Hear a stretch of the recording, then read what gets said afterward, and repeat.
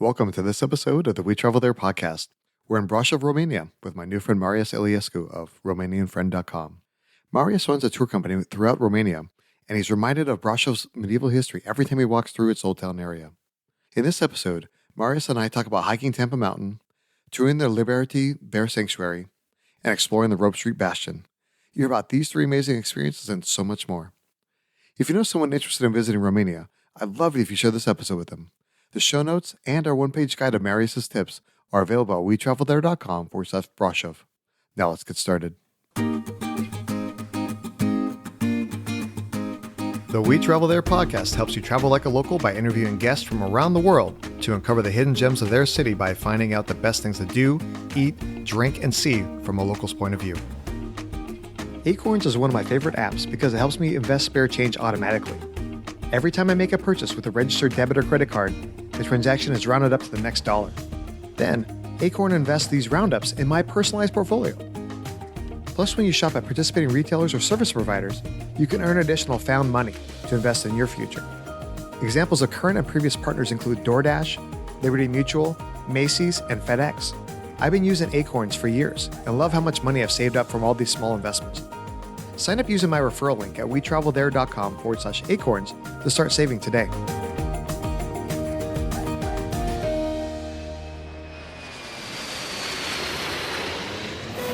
Hey, Marius, welcome to the show. Nice to be here, Lee. Thank you for having me. Absolutely. So we got connected over an email talking about Romania, and I learned a little bit about you and everything like that. And I found out that you live in Brasov. And so I really wanted to have you on the show and talk about all the amazing things to do in the city and kind of introduce the area to our listeners. That's cool. And just a small correction. I like to live in Brasov over the summer because I kind of live all over Romania. Like I have my home base is actually in Bucharest. But Brasov is just such a great city to be in over the summer. And that's when I kind of like move my family, my business, my work, everything over there during the summer. So yeah, but happy to talk about it. Well, that's fantastic. Sounds like an ideal life, being able to kind of live a lot of different beautiful places within Romania. Yeah, I'm paying a heavy price for that, but it's worth it, I would say. Absolutely. So for people that aren't really familiar with Brasov, where is it within Romania? And actually, where is Romania within kind of the European continent? Yeah, Romania is in Eastern Europe, so that's still within the European continent, but that's the European Union. A lot of people confuse that with the European continent. Romania is part of the European Union. And then if you look at the map of Europe, if you have France on the left side, close to the Atlantic Ocean, Romania is, imagine a straight line going to the right all the way to the Black Sea. So when you get to the Black Sea, Romania is on the left side of the Black Sea. It's actually quite a big country, and a lot of people in terms of other countries in Eastern Europe, comparing to Hungary or Bulgaria or Austria, Croatia, and so on. So it's quite a big country. And Bucharest is the capital, and that's in like the southeastern part of the country. And Brasov is 3 hours away from Bucharest. It's closer to the center of the country, and it's Romania's darling city. Let's call it like that. It's basically the city that most people like to go to for tourism, for travel, to just have a different kind of experience, both locals, but also it has a very nice reputation, and it's very popular with international visitors. So a lot of people who travel to Romania for the first time, if you'd read online about Brasov, then a lot of people would say like, yo, don't spend too much time in Bucharest, just head over to Brasov because it's closer to Transylvania. And, that's where we get into all the Dracula stories and myths. But also, to be fair, Transylvania it's a big region. It's like the center of Romania. Brasov is like the gateway to it. Yeah, I was actually talking to one of my freelance writer friends, Bob Hagel, and he actually said that he'd been to Brasov before, and like he said it was like just a wonderful place to go, and had a lot of fond memories of his visit. But to your point, you mentioned Dracula and Transylvania and those type of things, and while a lot of tourists may like think of Romania that way, but really that's kind of like on the outskirts of Brasov, and there's a lot more to do beyond just Dracula's castle and everything like that in this area. Oh yeah, for sure. There's a lot more. So let's just get some things out of the way. Romania doesn't have a very good tourist reputation or any tourist reputation at all. It's not even known as a travel destination. A lot of people are like, "Oh, Romania, like really? Where is that?" And other than Dracula, what else is there? Because the truth is, our government for a long time now, it's close to 30 years since we emerged out of the communist regime, let's just put it mildly, hasn't done anything to promote our country in a way that, is current to our times, right? So people don't know why they should come here, what to visit, and so on. And even when you come to Romania, sure, people are friendly. Lots of people speak English, especially young people. We all grew up with Cartoon Network and Hollywood movies, so and not the dubbed type, because if you go to Hungary or Bulgaria, for example, you're going to see, I don't know, Sean Connery talking in Hungarian, and it is just like mind-boggling. So there's not a lot of people don't know what our country can offer, and that's why the Dracula thing acts like a magnet. And a lot of people come here to see Dracula's castle because there was a Hollywood movie, I think it was in 1992.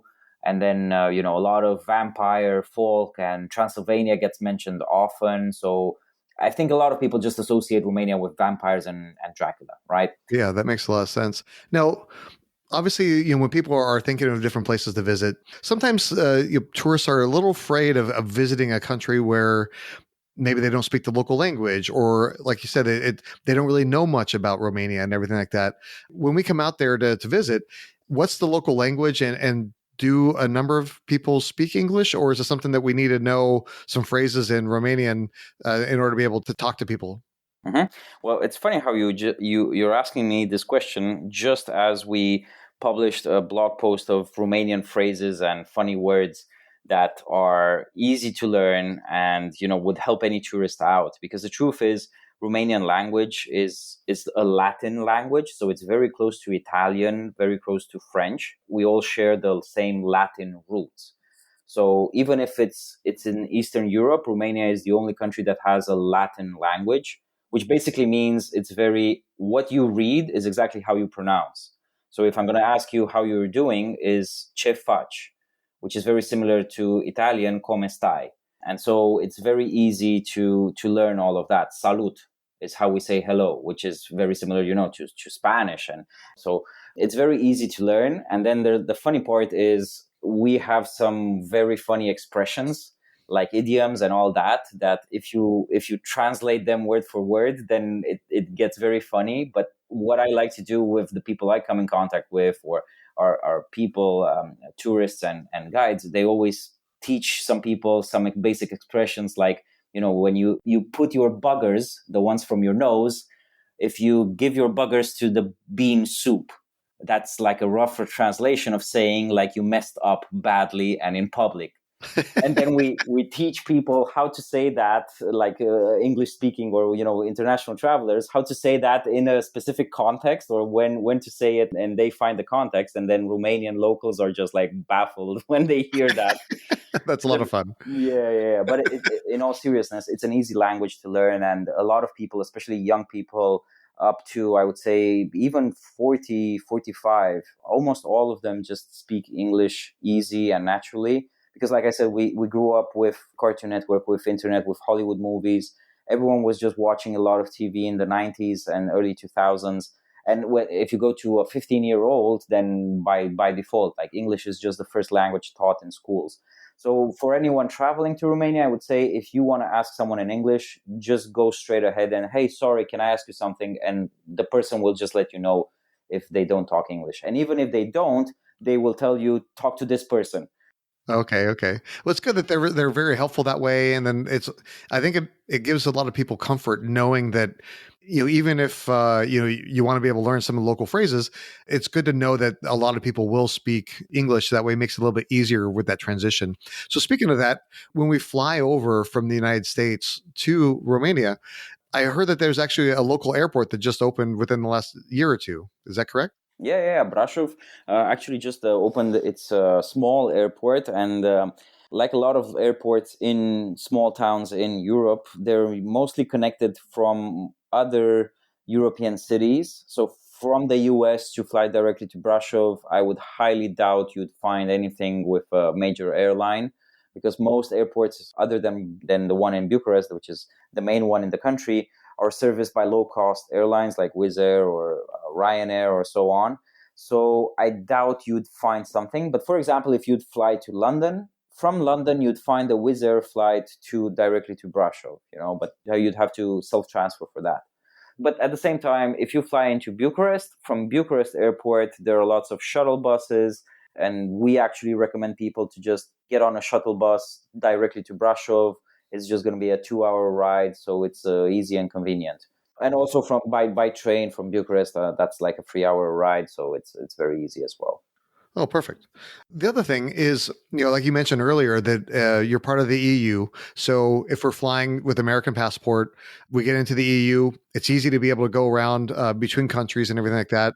It's very simple and easy. You don't have to worry about visas or shot records, anything like that. No. And even if you don't fly into, let's say, France, the first thing, you can fly straight to Romania, because the US citizens have like a tourist visa on arrival, so they don't need there are no any special requirements, no nothing. So you can just show up, show your passport, and you're allowed entry. So when people are planning their trip, obviously the weather, throughout the year, changes quite a bit. What's the weather like throughout the year? And then are there any festivals or concerts, anything along those lines that people want to plan their trip around? Well, specifically in Brasov, there aren't any major festivals or some particular event. So, for example, Cluj-Napoca, which is the second largest city in Romania, and that's like the unofficial capital of Transylvania, is known in Europe, but also around the world, because it's the home of Untold Festival and Electric Castle, and then there's an international film festival. So that city is known specifically for its events. Brasov, on the other hand, isn't.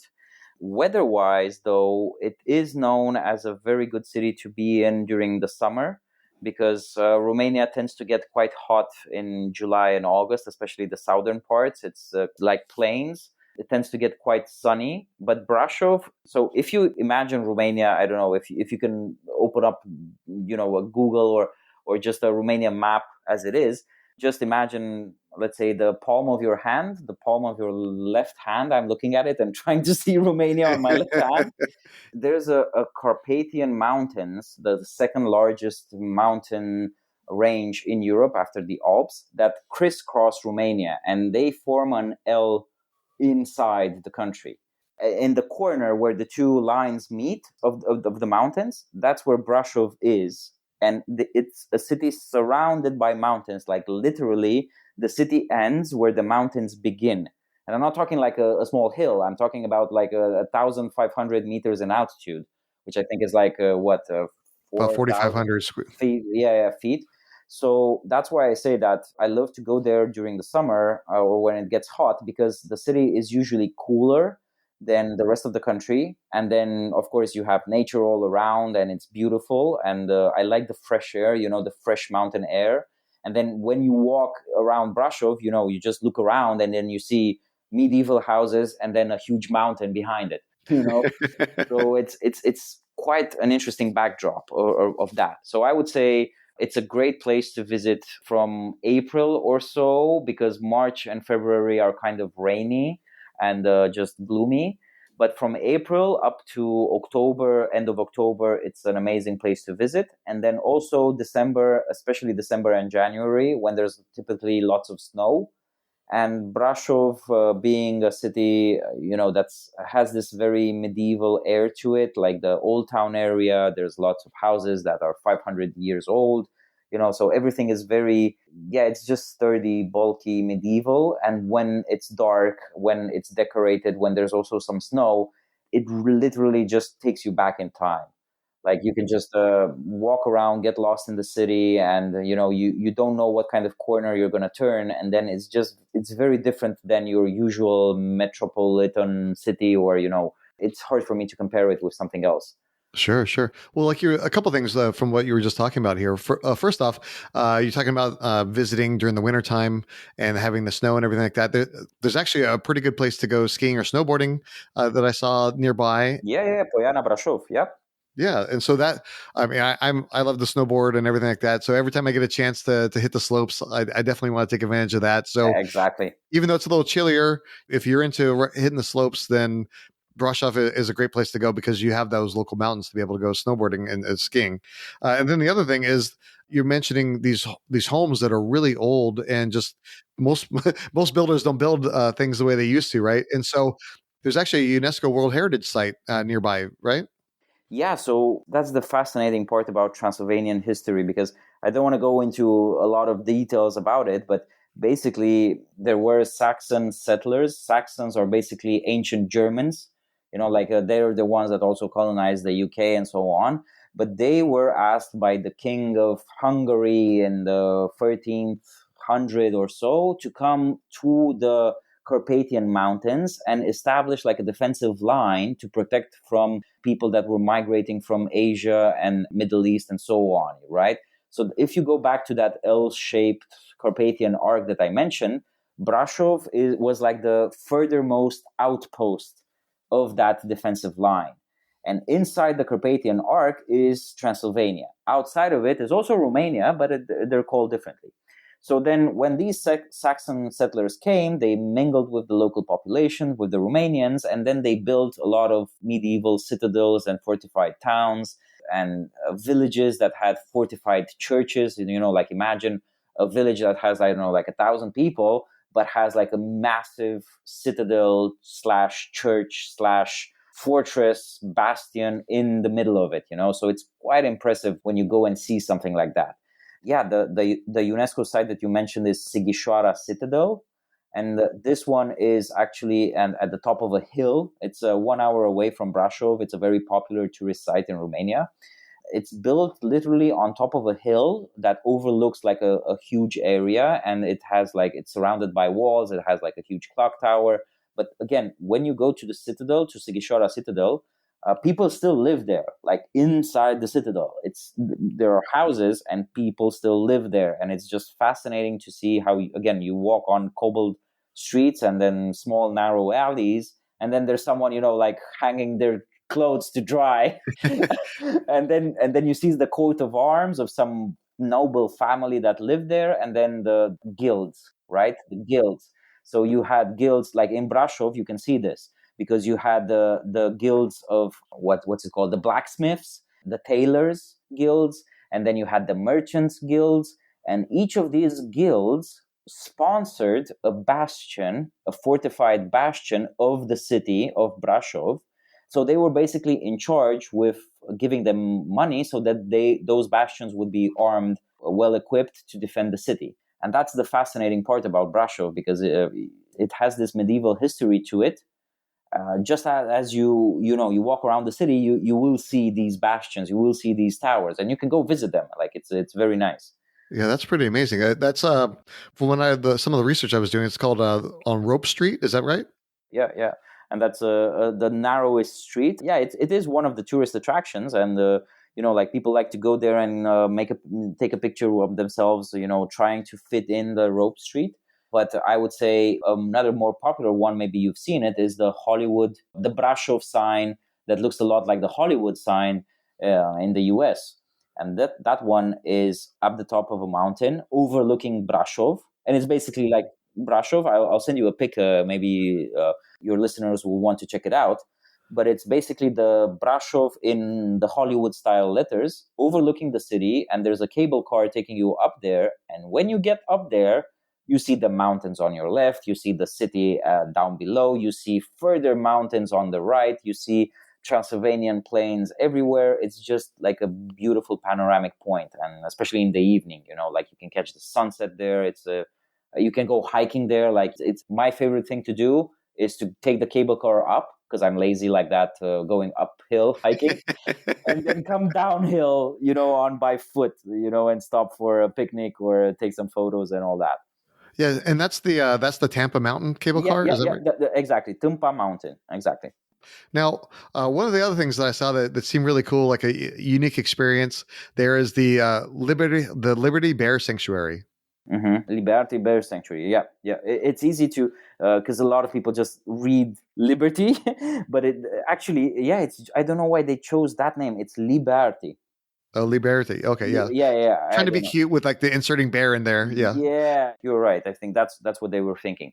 So the thing about Romania is we are known as Europe's last wilderness reserve because a lot of the Carpathian Mountains are still very wild and unpopulated and inaccessible. And that means it's a good place for wild animals to live freely, like not in protected areas, but you can actually go in the mountains and come across boars, lynx, wolves, bears. Like Romania has the largest brown bear population in Europe. That's a good thing, but it can also go bad for tourists or people who venture in the mountains unprepared, or Oh, sure. you can go and just meet a mama bear with her cubs and you think like, oh, so cute, I want to take a photo. And then you're in, Yeah. yeah, you go, Mama's not going to be happy with that one for mama's not going sure. to be happy, right? And Libearty Bear Sanctuary is a sanctuary that rescued bears from all over the world. So it's not from Romania specifically. There, of course, some were from Romania, for example, cubs that were abandoned or where their mothers were killed and so on. But it's basically a sanctuary where you can go and see these bears as they are held captive and taken care of. Now, they're doing some good stuff with that, but as far as I know, they don't have plans to release those bears into the wilderness.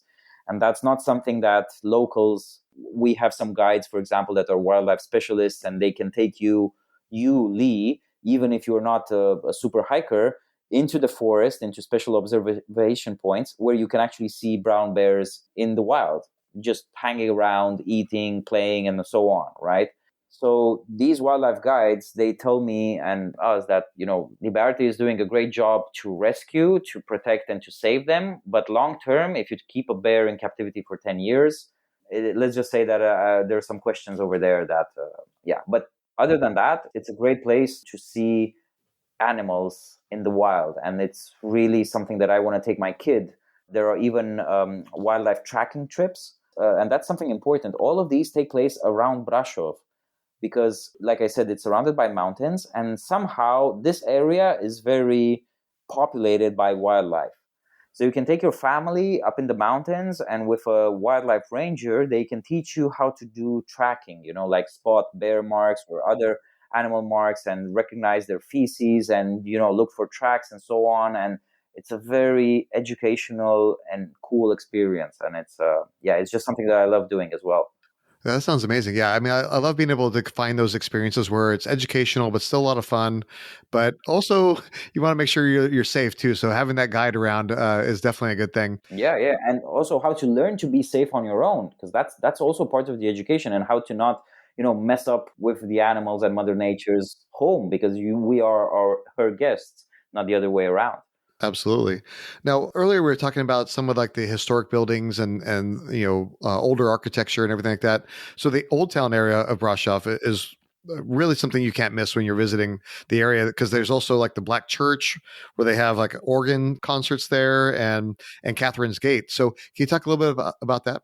So the Old Town area. So this is something that people listening that want to visit should know. The Brasov itself is a big city. The city center is different from the Old Town area, which is like the tourist center, let's say, right?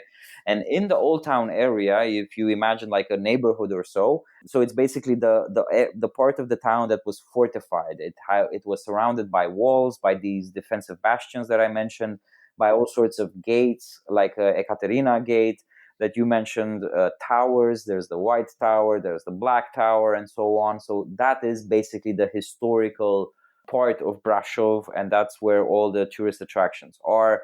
The Black Church and the Council Square the Council Square is basically the main square in the Old Town, and the Black Church is just across. Like it's there. I think it's maybe one of the oldest Gothic churches in Romania. I'm not sure about that. I have to check, but it's the largest one. It's a huge, huge church. Like it's really impressive when you see it. And yes, there are some organ concerts regularly. But what I typically suggest people visiting Brasov do is, enter the Old Town area. And yes, you visit the main square, Council Square. You go on the main thoroughfare, let's say, which is just a pedestrian area. But then start going towards the edges of the Old Town area. I tell them, go to the mountain.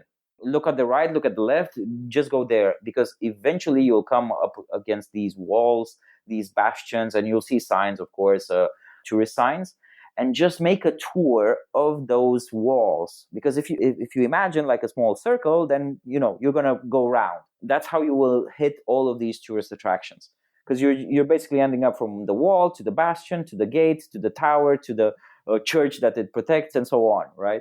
I hope this makes sense. Yeah, it's one of those things that keeps us from getting lost, right? Especially when you have kids and stuff like that, right? As long as you stay within this area, you're going to be fine. Yeah, but it's also like, it's not like you're going to get lost, because it's not that big. It's an old town that is from medieval town, so it's not that big. But at the same time, I'm the type of traveler that likes to kind of get lost, if you know what I mean. To discover, as opposed to always checking my phone or the map or asking for directions. I just want to wander about. Yeah, you want to like meander, Exactly, Lee. And then Brasov is the perfect place to do that, because if you meander to the left or to the right, eventually you're going to come across these fortified attractions and these tourist attractions, which you can't miss them. And so it's kind of fun, to go and then, what's going to be around the corner? And then, there's this huge bastion over there, which is basically like a small fortress, and for the people wondering. Well, we only have a couple of minutes left, and I don't want to miss out on talking about some of the amazing food that you can find in Brasov. So what are some of the culinary experiences that somebody wants to experience while they're there? And what are a couple of restaurants people need to make sure they hit while they're visiting? Right. So this is a good favorite question of mine, because Romanian food is, how to put this. You sit down, you think you're gonna eat, but then by the time you're done, you're like, man, I'm gonna take a break from eating for one day, because it's the typical menu for most Romanians is appetizers, not so much. Like, yeah, you have appetizers. Zakuska is my favorite. Zakuska. It's basically baked eggplants with peppers and tomato, and it's not spicy, but it's flavored in a sense from the vegetables. So the quality of the ingredients determine, and the more natural they are, and that's a great thing about Romanian agriculture, that it's still natural and small producers. So no massive industrial fertilizer, whatever, everything is the same. So the higher quality the ingredients, the better the zakuska, because it's just a spread that you put on a loaf of bread, and you just eat it like that with some shepherd cheese or fresh vegetables. So appetizer is not so much, but then the first course is a chorba. Chorba is basically a broth, a slow cooked broth, typically with vegetables and one type of meat. So you can have a chorba of pork, one of beef, one of chicken, and it's sour. It's sour because it uses the either lemon juice, or pickled cabbage. Is that something that you're familiar with? Pickled cabbage? Yeah. Right. So sauerkraut. Okay. Right. So you take the juice from the sauerkraut and then you put it in the chorba. Oh, okay. So it's just something that, especially in wintertime, like when you open up any meal with a chorba, it just feels like my stomach is like, oh, thank you, God, for giving me this hearty, warmy, delicious, natural, healthy broth, Oh, so you start with a chorba, and my recommendation would be for people, like, I'm mostly vegetarian, so vegetable chorba is my go-to, which is already delicious because it's just a lot of vegetables. Brasov is quite known for its baked beans and smoked ham chorba. So if that's a mouthful, I can get that. It's basically, like it says, baked beans with vegetables and some smoked ham, all boiled together and served either in a normal bowl, or the special type is a special bread that is round. It doesn't have the dough. The dough on the middle is taken out, so you only have the crust. And inside, you put the chorba. Oh, yeah, yeah. We do that sometimes here in the U.S. They call it like a bread bowl. Yeah. Yeah, bread bowl, exactly. So you imagine that filled with baked beans and smoked ham, and then by the time you're done with that, then you're like, I shouldn't have ordered the main. So then you end up with the main, and here, I mean, I wouldn't say Brasov is anything anything stands out in particular, because you have the traditional Romanian cuisine, and then I'm going to tell you some restaurants to where you can get that. I would say just go for whatever looks appetizing to you, because Romanian mains tend to be heavy on meat, a little bit too heavy on for my taste sometimes, because it's a lot of pork. It's a lot of dairy as well. Sometimes it's just grilled meat and all of that.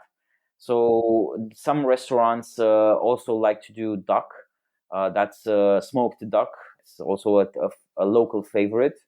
Sarmale is the typical, let's say, stuffed. So cabbage rolls that are stuffed with minced meat with rice.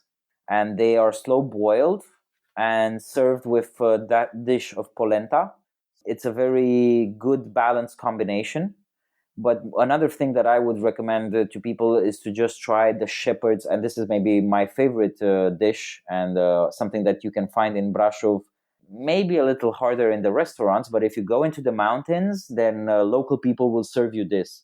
So it's called bulz, and it's Bulz, and it's basically polenta made with shepherd cheese. Sometimes it has some sausages baked inside. So when shepherds make cheese up in the mountains, from when they make their cheese, there's this juice. I don't know what the English term for it. There's this little juice that comes out of the cheese when they crush the milk. I'm not sure how to explain this, but basically that juice, which is very flavorful and has a very cheese-like taste, but it's very flavorful and it's full of bacteria, it's full of nutriments, is used in this bulz, which is slow cooked over a fire pot. And if you get a shepherd to make it, and that's my favorite part, because around Brasov in the mountains, you can go up in the mountains and you actually see shepherds taking their flocks of sheep up in the mountains. And that's what they cook for themselves, because they have plenty of cheese, polenta is everywhere and cheap, and then they just need some sausages. So yeah, that's something that I would highly recommend people try. But I'm not sure which restaurants actually. It's been a while since I ordered the bulz in Brasov. I would go for as far as restaurants go, Sub Tâmpa. You mentioned Mount Tâmpa. Sub Tâmpa is on this mountain. It's at the base of it, kind of, but it's a very good. In a very good spot, because you kind of get a good view of the city, of the old town area, and then La Chaun, which is basically to the pot, right? Or the pot's place, right? Or something like that. Yeah. So Yeah. and then there's another one, Sergiana. So all these free restaurants are, I would say, the best traditional Romanian restaurants that serve high quality food and ingredients in a way that I would go there every day if they weren't as expensive, because they may be on the 4 out of 5, let's say, on the price range scale. But for tourists visiting, I would say that you can't go wrong with these free restaurants. Well, fantastic. Well, Marius, I really appreciate you sharing all these amazing tips for Brasov. I've learned so much, and it sounds like such an idyllic place. But now it's time for the final countdown. If somebody only had time for one meal when they visited Brasov, where should they go and what should they eat? Sub Tâmpa for the view, for sure, and bulz. I would say bulz, and if not, sarmale. Oh, fantastic! Like you said, you've been to Brasov like so many different times. You take a lot of tourists there as well. I'm sure you had a lot of great memories during your visit. So what's one of the most memorable? So the Council Square is a huge square, and it's open, and there's a lot of pigeons. So if you can, if you're going to anticipate where this is going, on one sunny, perfect, fine day when I was with a small group of tourists, I was hungry. I took a pretzel, because there are lots of pastry shops and pretzel shops all over. And I took it with me just to find a time later to eat it. But as I was talking to the people I was with, And at one point, as I was walking through the main square, I did not notice. But then when I turned and looked behind me, there was a line of pigeons that was following me. And at first there were like 5 or 6 pigeons, and then more and more started coming, because it's like they have a sense. Hey, I know there's food over here. This guy has food. And then by the time I reached the middle of the square, when I was supposed to stop and start telling people, like this is what you're going to see and so on, I was surrounded by pigeons. So at that point, all I did was just like break the pretzel into small crumbles and just fed all the pigeons I could find, and then move to the other side of of the square. But yeah, beware of the pigeons. I would say that. You were like the Pied Piper of Brasov. Yeah, pretty much. Well, speaking of fun times and happy memories, where's the happiest happy hour in Brasov? That's a tricky question because happy hour is not something that restaurants in Romania or bars do. But my favorite way to enjoy the happy hour is, like I said, go to the Brasov sign. So take the cable car up, get a couple of beers or maybe your favorite drink, or even if you just have a bottle of water, and just be there around 7 or 8 p.m., especially if you're there in the evening, because that's when the golden hour is. The sun goes down, there's beautiful, beautiful light, and it's just like peaceful. And you'll see a lot of people doing the same thing and just finding lots of spots to just chill, hang out, enjoy the views. Everyone's friendly, and that's my favorite way to enjoy the happy hour. Yeah, absolutely. It sounds like a great place to, like, for a picnic, whether it's like with your family or whether like with your somebody special, and just being able to relax and enjoy. Yeah, I mean, yeah. It's a great place, and I've actually seen a lot of people propose to their special one during the happy hour that I'm talking about. Because it's such a good, great place, and it's just like when you're there, you're like, wow, this is so nice. yeah, it's kind of hard to beat that experience for sure. Now, one of the things I always do whenever I travel is check out the local pizza. So, where's the best place for pepperoni pizza in Brasov? Lee, I hope you're not going to be too upset with me, but my answer is I have no clue. I'll be honest, I have no clue. The reason for that is I don't have pizza in Brasov. But I'll tell you what, I will ask one of my friends who I know is such a big fan of pizzas, and he will tell me this. But right now, I don't want to tell you something that in case you come visit, then it turns out that it's not the best one. So I'll go for honesty, but I promise you I'll come back with this answer. Okay, perfect. So, listeners, you're gonna have to check out the map on the show notes, because Marius is going to give us a name, and we're going to put it on the map. That way you'll find it For sure. So, I know you run a business where you're helping travelers like me experience the country and the cities within Romania in a deeper level and have a great experience. So based on that business and your experiences, what's one of the best travel tips that you can offer people? To come with an open mind to Romania. That's why I started Romanian Friend, because that's the name of my business. Is exactly like if you had a friend from Romania, which is me, that's how I started. I would want to tell you the good, the bad, and the ugly at the same time, because I just think there's so many people, like I said, everyone just thinks of Dracula, but actually when you come to Romania, you see people are friendly and hospitable. There's the mountains, then there's the Black Sea, there's the Danube Delta, then you have castles, you have citadels, you have traditional villages, you have Transylvania, you have delicious food, you have so many things. But people just come with, I don't know what I'm going to see here, or I just want to go see Count Dracula and all that. So my biggest tip is just come with an open mind, because if you're going to have a real traveler's experience, like that sense of awe and wonder and what's going to happen next, and I let yourself be surprised by what Romania can offer, as opposed to traditional mainstream tourist destinations that everyone kind of knows. But I'd see definitely my country is underrated, not because I'm Romanian, but just because I can compare a lot, and I also like to travel to a lot of underrated destinations. So that's my biggest tip, and that's what we're trying to do. Like just tell it as it is, and even on our website, people will find from Romanian phrases to where to go to how to really have a good experience, and we're trying to promote people that actually do cool things, sustainable, responsible tourism, and local businesses that are actually giving back to the community and will help travelers have an authentic experience. So we don't promote any Dracula stuff. That's out of the question. Absolutely. I think that's fantastic, being able to support the local businesses, but also, like you said, giving like the good, bad, and the ugly, because if all you're doing is highlighting the good stuff, sometimes people come there with certain expectations, and all of a sudden they see some of the things, because no place is perfect.